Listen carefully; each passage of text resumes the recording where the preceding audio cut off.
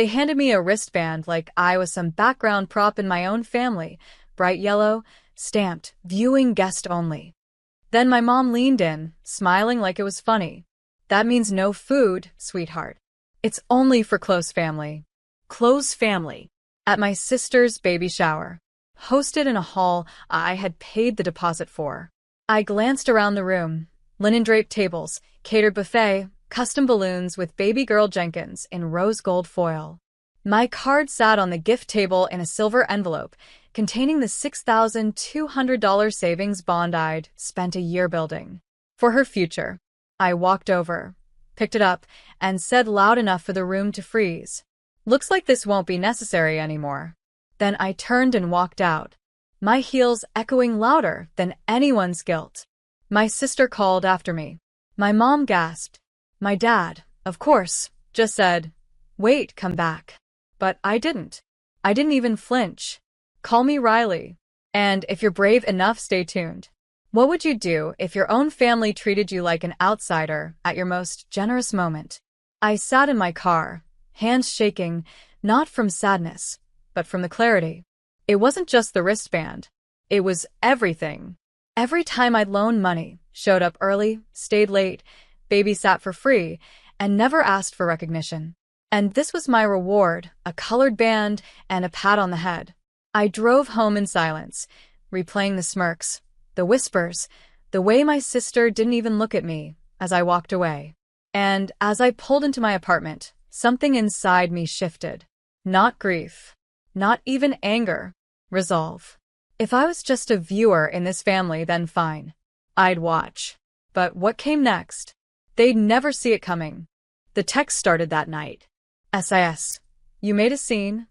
I don't know what's gotten into you. Dad. That was childish, Riley. You embarrassed the whole family. I didn't respond. I stared at my phone, then placed it face down. I'd already deleted the group chat. The same one where I was somehow always expected to send money, drive hours to attend events, but was still referred to as the single one like a scarlet letter. Funny how I was always useful, until I stood up for myself. The next morning, I opened my laptop and logged into the trust account. Not theirs, mine. The one my grandfather had quietly set up for me before he died.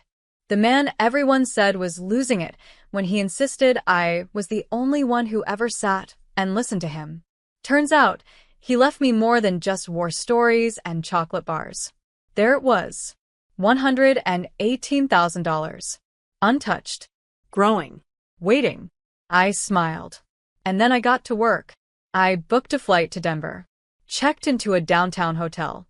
The same city my cousin Alexis had just launched her event consulting company in, and the same cousin who told me last year, "If you ever get tired of being the family's punching bag, come build something with me." She meant it.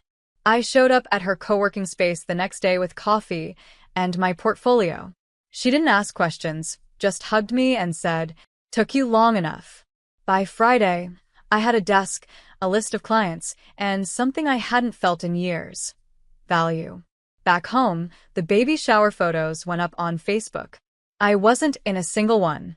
Not even a tag. It was like I'd been erased from the day. Good. Let them crop me out of their stories. Because the next chapter?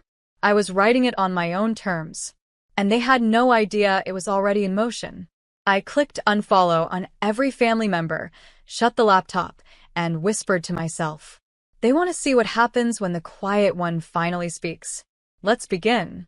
1 week later, I got an email from my bank. Subject: Unusual account activity. External transfer requested. I clicked it. Someone had tried to access the bond account, the same one I had withdrawn the $6,200 from. The timing was too convenient. They must have thought I'd forgotten about it, or better yet, that I was too emotional to notice. They were wrong. I called the bank, confirmed everything, and set up a new firewall on all my financials. No joint access, no family names, no loopholes. Then I called Alexis. "We need to go bigger," I told her. "You ready?" she replied. That weekend, we co-hosted a gala for local women-led businesses. Guess who sponsored it? My sister's husband's law firm. Unknowingly, through Alexis's pipeline. They showed up, smiling, hands outstretched. They didn't recognize me at first. Red dress, straightened hair, confidence like armor. But when my sister's husband saw me on stage giving the keynote, I watched his jaw tighten. Good. The room erupted in applause when I closed with, "Never let anyone seat you at the kids' table just because you're the one who set it up." After the event, he cornered me. "Does your family know you're doing all this?" I smiled. "They will." And, oh, they did. The next day, my mom called. "Why didn't you tell us you were in town?" I let the silence breathe, then said, "I figured I'd wear my viewing guest wristband and keep my distance." Click. 2 hours later, a group text. "Mom, you need to apologize. This is getting out of hand." "Dad, don't forget who raised you." SIS. "Honestly, Riley, you're being cruel." Cruel? No. Cruel was watching me fund their celebrations and then treat me like a stranger. Cruel was using me, then acting like I should be grateful. No, this wasn't cruelty. This was clarity. And I hadn't even gotten started. The next blow came quietly. I didn't yell. I didn't post anything online. I just made one call to the property manager of my parents' second home. See, they'd used my name and credit 5 years ago to help co-sign the lake house rental application when their own scores weren't strong enough. They swore it was temporary. "I'll handle the payments," Dad had said. "You're just helping us get approved." But guess who is still listed as the primary leaseholder? Me. Guess who still had legal access to the house?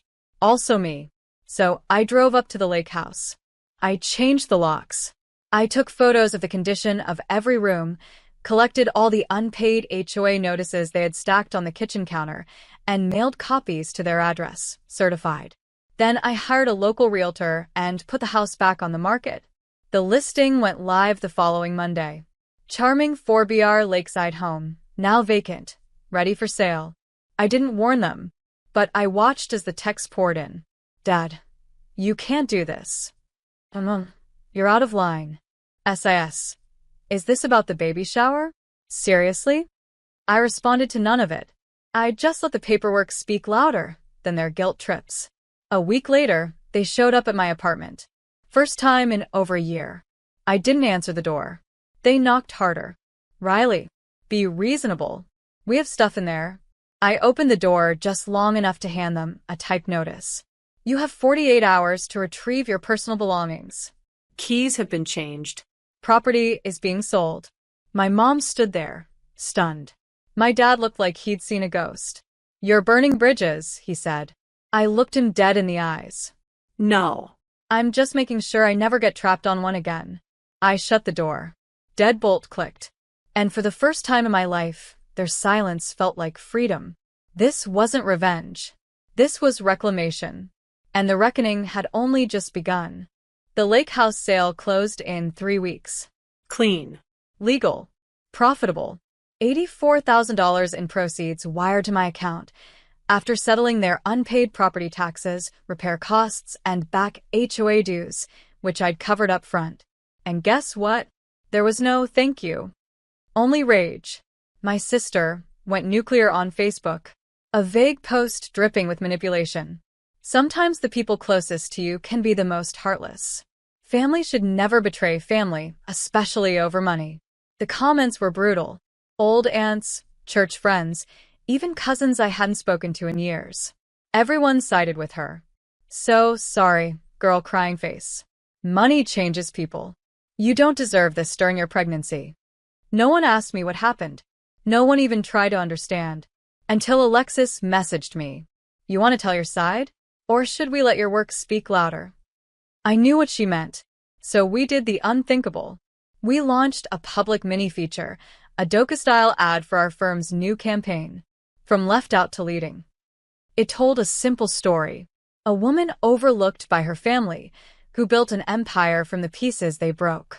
It didn't name names. But if you knew, you knew. The video went viral in 3 days. 25,000 shares. Hundreds of comments from women saying, "Same thing happened to me. I felt this in my soul." She said what I never could. Then came the media request. An online women's network wanted to interview me, feature my story as a profile in Courage. They even offered a speaking slot at their summit in DC. I accepted. That night, I got an email from my sister. Long paragraphs. Guilt mixed with flattery. She called me brilliant and strong, said she was hurt and shocked, and wanted to rebuild. I read it twice. Then hit archive. You don't get to shrink me for years, and then praise me when the world starts clapping. You don't get to call me family when it's convenient. Because the woman I used to be, she would have replied. But the woman I've become? She doesn't beg for belonging. She chooses her circle now. They weren't done. When silence didn't work, they tried sabotage. A week before the summit, I got an unexpected call from a number with my hometown area code. It was my old employer, the finance firm I left 2 years ago. "Hi Riley, just a heads up. Someone called our HR department asking if you'd ever been investigated for fraud." My stomach dropped. They assured me nothing would come of it. My record was spotless, but I already knew who had made the call. My dad used to golf with one of the senior partners there. They were trying to smear me. I didn't cry. I didn't panic. I screenshot the call log, took notes, and forwarded everything to my attorney. Yes, attorney. Because Alexis and I weren't just running events anymore. We were building something real. Registered, insured, protected. And now legally armed. That night, I sent my family one final message. Attempting to defame me is not only low, it's legally actionable. If this continues, I will press charges. Do not contact me again. Then I blocked every number, every account, every route they could use to reach me. But the universe, funny as she is, had one last test. The summit, my keynote, 200 women, cameras, live streams, and a message I had carried inside me for years. I walked on stage, heartbeat steady. No script, just truth. When the people who are supposed to protect you decide you're disposable, you have two choices, shrink or rise. I chose to rise. The applause was thunder. As I walked off stage, I saw a text notification on my private backup phone, the one only Alexis had access to. It was a photo, from an unknown number. A picture of my parents sitting on the porch of a nearly empty house. The caption read, "We didn't think you'd really sell it." I stared at it, not with anger, but with a strange calm. Because maybe, just maybe, they were starting to understand. You can't keep taking from someone just because they never fought back before. Some of us don't break. We transform. And when we do, there's no coming back. The summit opened doors I never imagined. Within a month, we secured 3 corporate contracts, got featured in Business Her Weekly, and doubled our client roster. I moved into a sleek condo overlooking downtown Denver, floor-to-ceiling windows, minimalist furniture, peace in every corner. And just when I thought they'd finally left me alone, an envelope arrived. No return address. No stamp. Hand-delivered. Inside, a baby photo. Not just any baby, my niece. And a handwritten note in my sister's shaky script. "She deserves to know you. Please don't punish her for our mistakes." For the first time in months, I hesitated. Because I wasn't heartless. I had held that child in my arms when she was born. I bought her first blanket, the one with embroidered stars. But then I remembered the wristband. And every other time they had measured my worth in silence, exclusion, or guilt. I slid the photo back into the envelope and placed it in my fireproof box next to my trust documents and LLC papers. That night, I called Alexis. "I'm not angry anymore," I told her. "I'm just done." She understood. Closure doesn't always come with apologies. Sometimes, it comes with understanding that some bridges burn for a reason, so you never go back. A week later, I got a LinkedIn message from a woman I hadn't heard from in years. A girl who used to be in my college sorority. "I saw your talk. I didn't even know you went through all that. Your story helped me leave my toxic family. Thank you." And just like that, I realized my story wasn't just mine anymore. It belonged to every woman who's ever sat at a dinner table and been made to feel less than. To every daughter who gave everything and got crumbs in return. To every quiet girl who finally raised her voice and found her power in the echo, I smiled. Because this was my legacy now. Not a last name, not their approval, but a life I built without them. And I wasn't finished yet. 3 months later, I returned to my hometown, not for them, but for me. The town was smaller than I remembered, the streets quieter. But I didn't come to make noise. I came to finish something. I drove past the old church, the park where I used to sit and dream about escaping, and finally pulled up to the house I once called home. It looked tired, paint peeling, grass overgrown, a forgotten place, much like how they once treated me. I didn't knock. I dropped an envelope in the mailbox, sealed, unmarked, final. Inside was a check. $6,200. The exact amount I had once gifted them at that baby shower. The one they rejected when they slapped a viewing guest-only wristband on my wrist like I was beneath them. A full circle. No note. No name. Just closure. As I drove away, my phone buzzed with an unknown number. I didn't answer. Because this part of the story wasn't theirs anymore. It belonged to me. Now I wake up in a place I chose, surrounded by people who see me, not as a backup plan, not as a wallet, not as the extra daughter, but as me. I sit on panels. I mentor women with voices still trembling from the same pain I once carried in silence. I live out loud now. And when I walk into rooms, I don't ask for a seat. I own the table. Because the thing about being cast aside is you learn to stand. And once you do, you become unstoppable.